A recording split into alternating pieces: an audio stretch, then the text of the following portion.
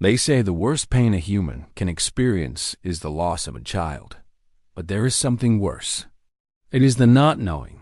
For 48 years, a mother named Winnie Johnson begged a serial killer for one thing. Not for justice, not for an apology. She just wanted a map. Ian Brady and Myra Hindley killed 5 children.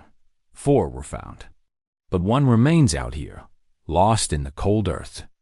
This is the story of the one grave that was never dug, and the secret a monster took to his death. To understand the magnitude of this tragedy, you first have to understand who was lost. Keith Bennett was 12 years old. He was a shy, gentle boy who wore thick-rimmed glasses and loved animals. It was 1964 in Longsight, Manchester. It was a different world.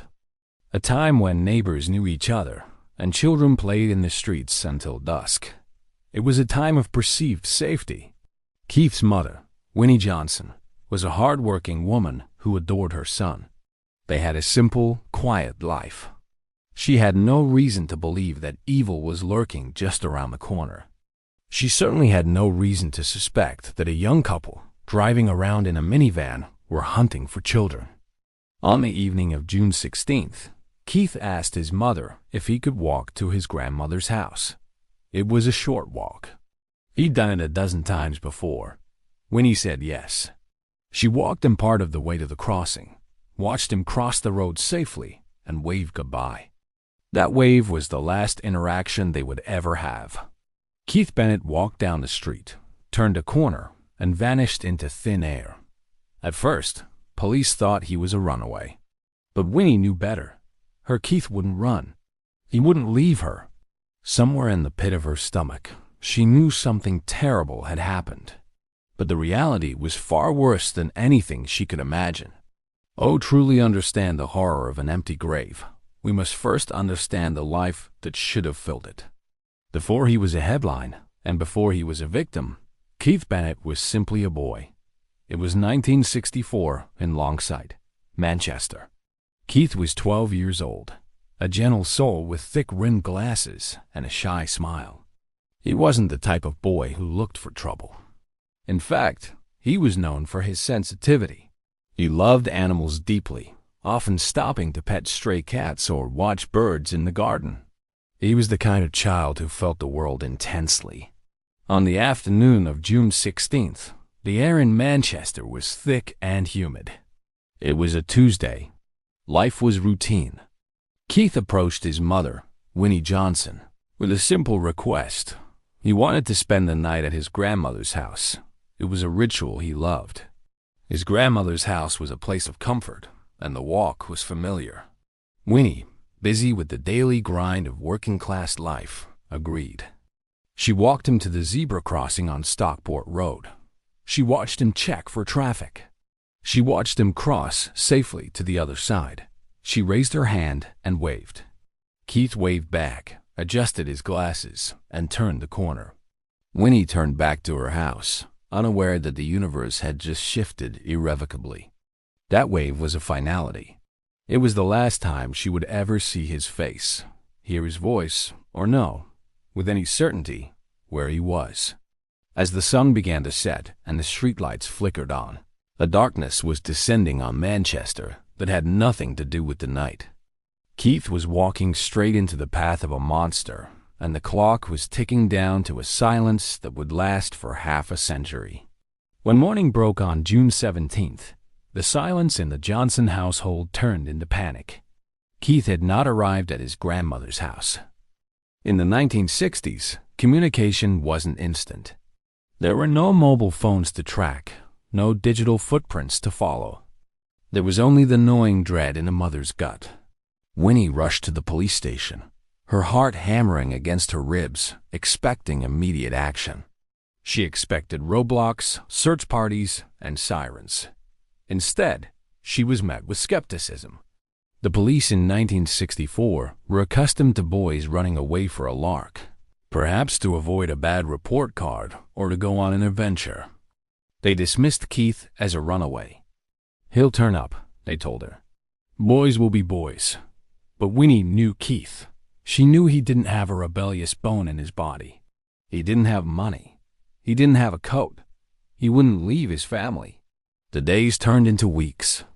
Winnie walked the streets of Manchester until her feet bled. She knocked on doors. She peered into alleyways. She screamed his name in parks. Every time a phone rang, she froze. Every time a knock came at the door, she held her breath. But there was nothing, just a deafening silence. The police eventually realized this was no runaway case, but the trail was already ice cold. They were looking for a missing person, not a murder victim. They were looking for a boy who had simply vanished. They had no idea that Keith wasn't missing in the traditional sense. He had been taken. He had been swept up by a predator who blended perfectly into the background of the city. While Winnie searched the streets, Keith was already miles away, hidden in the vast, desolate expanse of the moors. While Winnie Johnson was tearing her world apart, looking for her son, a young couple was living a life of dark, secret indulgence just a few miles away. Ian Brady and Myra Hindley. To their neighbors, they were unremarkable. They were a bit aloof, perhaps a bit strange, but certainly not dangerous. Myra drove a minivan. Ian was a stock clerk who loved literature and philosophy. But beneath the surface, a toxic alchemy was at work. Ian Brady was a psychopath, obsessed with Nazi ideology, the writings of the Marquis de Sade, and the concept of the perfect murder. He believed he was a Nietzschean Superman, above the laws of morality and man. He wanted to prove that he could take a life without remorse, purely for the existential thrill of it. Myra Hindley was his willing accomplice. She was the woman who made the nightmare possible. Without her, children would not have climbed into the car. She was the friendly face, the woman who offered a lift, the sister who put the victims at ease. She worshipped Brady. She dyed her hair to match his tastes. She adopted his nihilistic worldview. Together, they formed a hunting party of two. They didn't just kill. They curated their crimes. They took photographs. They made tape recordings. They treated murder as a hobby, a secret project that bound them together. Keith Bennett wasn't an enemy. He was a prop in their twisted fantasy.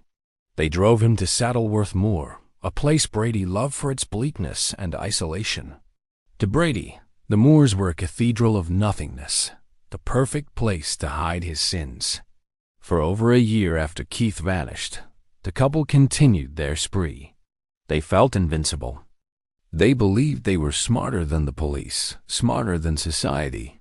But arrogance is a fragile shield. In October 1965, their facade shattered. Ian Brady, growing reckless and desperate for an audience, invited Myra's brother-in-law, David Smith, to their home. He wanted to show off. In a moment of brutal violence, Brady murdered a young man named Edward Evans with a hatchet, right in front of Smith. He expected Smith to be impressed, to join their cult of two. Instead, Smith was terrified. He played along to get out of the house alive, and then, in the early hours of the morning, he ran to a phone box and called the police. When police raided the house, they found the body of Edward Evans, but they found much more than that. They found a left luggage ticket for a suitcase at a railway station.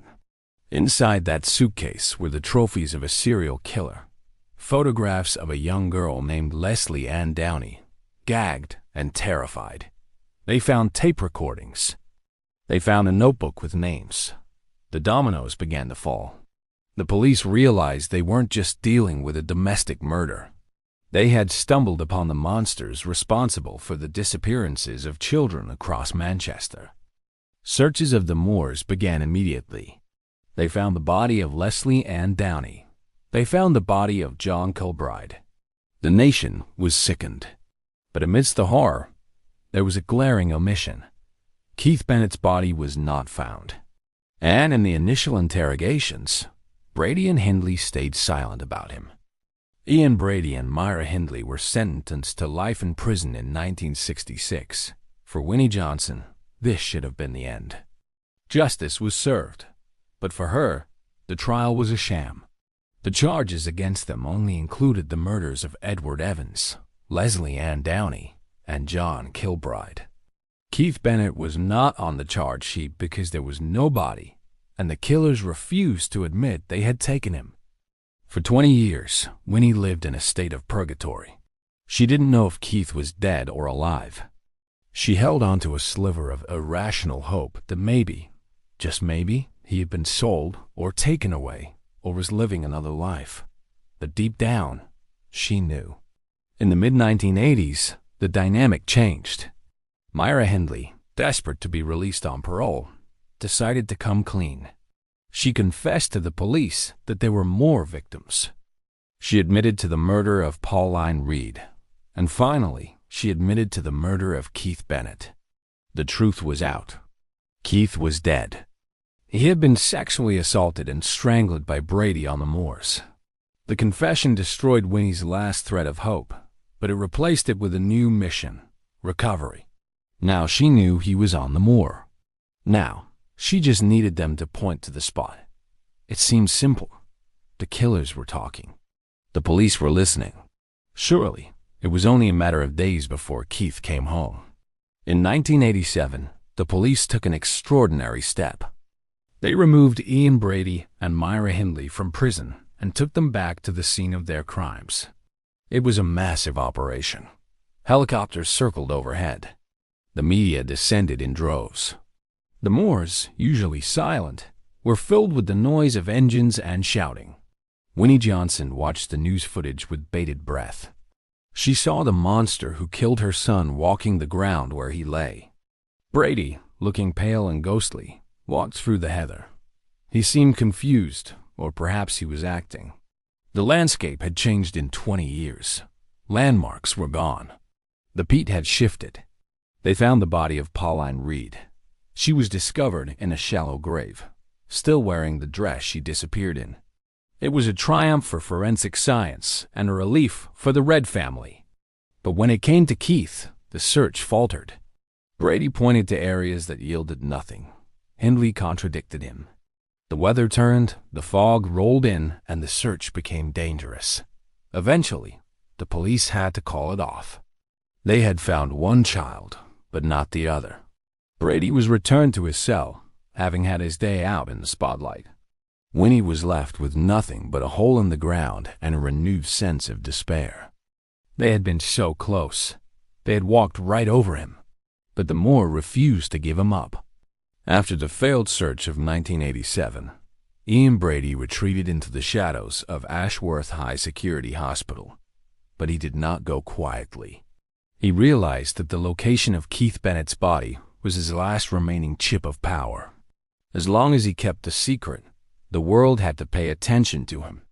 As long as Keith was missing, Brady was relevant. He began a campaign of psychological warfare against Winnie Johnson. He wrote cryptic letters to journalists and investigators. He spoke in riddles. He claimed to have cracked the code or to have left a map in a secure location. He talked about clarity of mind and shifts in the landscape, leading police on wild goose chases. At one point, it was rumored he had a locked briefcase that contained the definitive instructions to the grave, to be opened only after his death. He dangled this possibility in front of Winnie like a carrot. It was the ultimate act of sadism. He wasn't killing anymore, but he was still causing pain. He was torturing a mother every single day from the safety of his hospital room. Winnie, in her desperation, engaged with him. She wrote to him. She begged him. She appealed to whatever shred of humanity might be left in him. But there was no humanity. Brady fed on her grief. He consumed it. To give her the body would be to lose his control over her. And control was the only thing Ian Brady ever truly cared about. While the police investigation started and stopped, Winnie Johnson never stopped. She became a fixture on Saddleworth Moor. She was a small woman, a grandmother, battling the vast, indifferent landscape with nothing but a spade and a pair of Wellington boots. Weekends, holidays, birthdays, she spent them all there. She wasn't a forensic scientist. She didn't have ground-penetrating radar. She just had a mother's intuition. She would walk until she felt a pull, a sense that this might be the spot, and she would dig. She dug until her back ached and her hands blistered. Her life became defined by this search. It cost her everything. It strained her relationships, it consumed her finances, and it eroded her health. But she couldn't stop. The thought of her little boy lying alone in the cold, dark earth was a torment she couldn't escape. She wanted to give him a Christian burial. She wanted to put him in a warm grave next to his family. Winnie became a symbol of endurance for the entire nation. She was the Mother Courage of Britain. People sent her letters of support, money for searches, and prayers. But prayers don't move earth.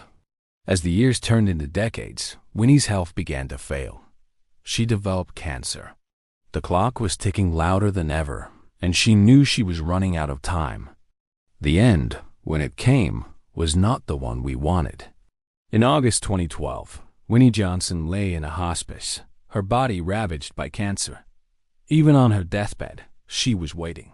There were whispers that police were examining a new letter from Brady, a final hope. But the letter was a phantom. Winnie Johnson died on August 18, 2012. She was 78 years old. She took her last breath without ever knowing where her son was. The boy she waved goodbye to in 1964 was never returned to her arms. It was a tragedy of Shakespearean proportions.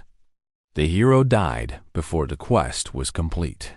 5 years later, in 2017, the villain met his end. Ian Brady died of restrictive pulmonary disease. He was 79. He died alone, despised by the entire world. There was no deathbed confession. There was no map found in his cell.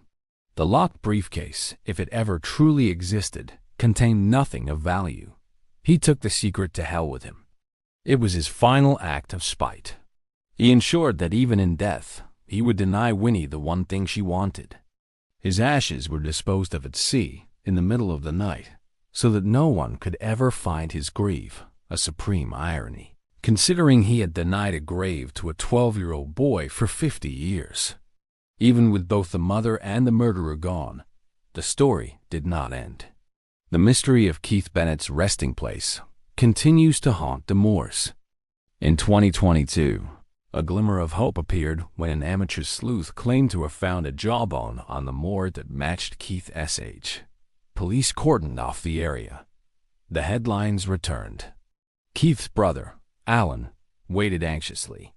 But forensic analysis revealed nothing. It was not human bone. It was vegetation and debris.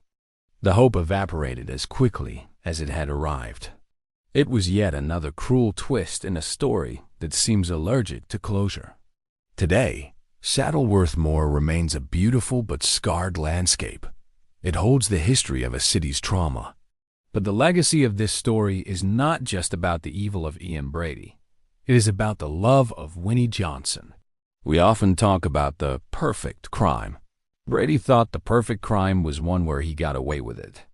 But perhaps the true story here is the perfect love. A love so strong that a mother spent 48 years fighting a monster, never wavering, never forgetting. Keith Bennett's grave is empty. His body is lost to the earth, but he is not forgotten. As long as we tell this story, he is found. As long as we remember Winnie's fight, he's not alone. The physical search may one day end, but the memory of the boy in the glasses will never fade from the conscience of the world. The story of the Moors murders is usually told as a story of darkness. It is a story of two monsters who took 5 lives. But if we look closer, we see that it is actually a story of light. It is the story of Winnie Johnson's light, which burned for 48 years in the face of absolute despair. She never got to bury her son. She never got the closure of a funeral service or a headstone, but perhaps she achieved something greater. She ensured that Keith Bennett was never just a statistic. She made sure that a boy who died in silence is now remembered by millions. Winnie may not have found his body, but in her fight, she found a nation's heart. And wherever they are now beyond the pain, beyond the moors, and beyond the silence, we can only hope they are finally together. This case raises a difficult question about justice.